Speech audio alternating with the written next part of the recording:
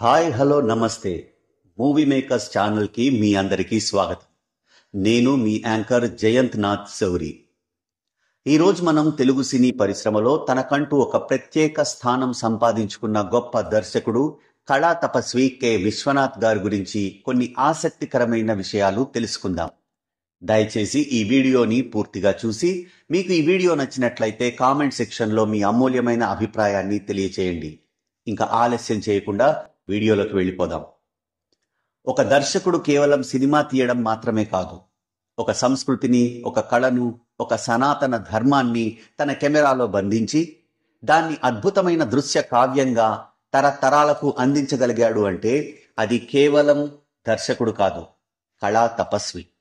ఆయనే కాశీనాథుని విశ్వనాథ్ గారు. మన తెలుగు సినిమాకు వన్నె తెచ్చిన మహనీయుడాయన.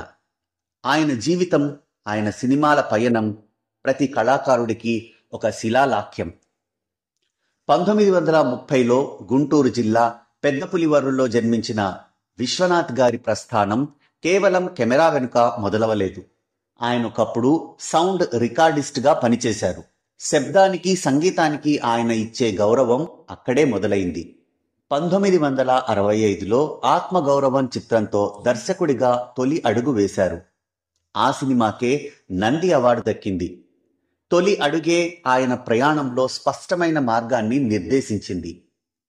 1976 నుండి ఆయన ముద్ర మరింత ప్రస్ఫుటమైంది. కానీ ఆయన కళా దృష్టి ప్రపంచానికి చాటి చెప్పిన ఆ మహత్తర ఘట్టం 1980లో ఆవిష్కృతమైంది. అదే శంకరాభరణం.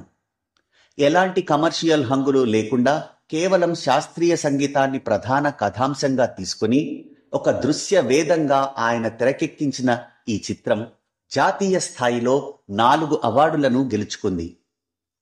ఫ్రాన్స్లోని బెసన్కాన్ ఫిల్మ్ ఫెస్టివల్లో ప్రైజ్ ఆఫ్ ది పబ్లిక్ గెలుచుకుని తెలుగు సినిమా ఖ్యాతిని ఖండాంతరాలకు చాటింది ఈ తెలుగు చలనచిత్రం. సంగీతానికి, సంస్కృతికి ఆయన చేసిన కైంకర్యం అది. ఆ తర్వాత ఓ క్లాసికల్ డాన్సర్ జీవితంలో ఎత్తుపల్లాలను అద్భుతంగా ఆవిష్కరించిన సాగర సంగమం, కమల్ హాసన్ నటన, ఇళయరాజా సంగీతం ఒక అమర ప్రేమ బంధాన్ని, కళాత్మక విషాదాన్ని కలిపి తెరపై సృష్టించిన అపురూపమది. సామాజిక విలువలకు పట్టం కట్టిన సినిమా స్వాతిముత్యం.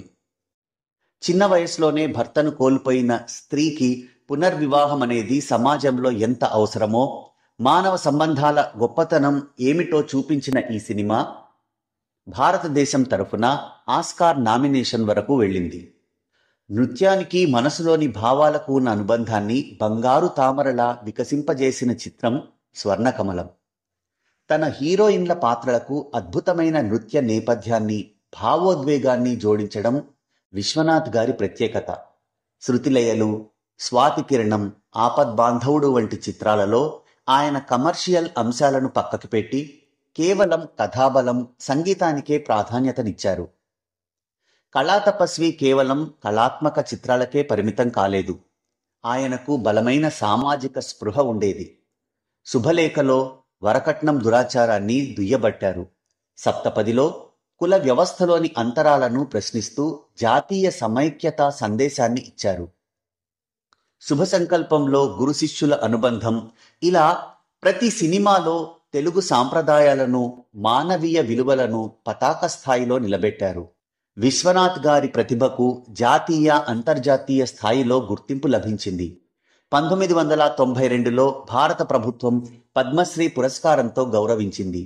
భారతీయ సినిమా రంగంలో అత్యున్నత పురస్కారమైన దాదాసాహెబ్ ఫాల్కే అవార్డును 2016లో అందుకున్నారు. 5 జాతీయ పురస్కారాలు, 10 ఫిలింఫేర్ అవార్డులు, 6 నంది అవార్డులు, ఇవన్నీ ఆయన కళాసేవకు నిదర్శనాలు.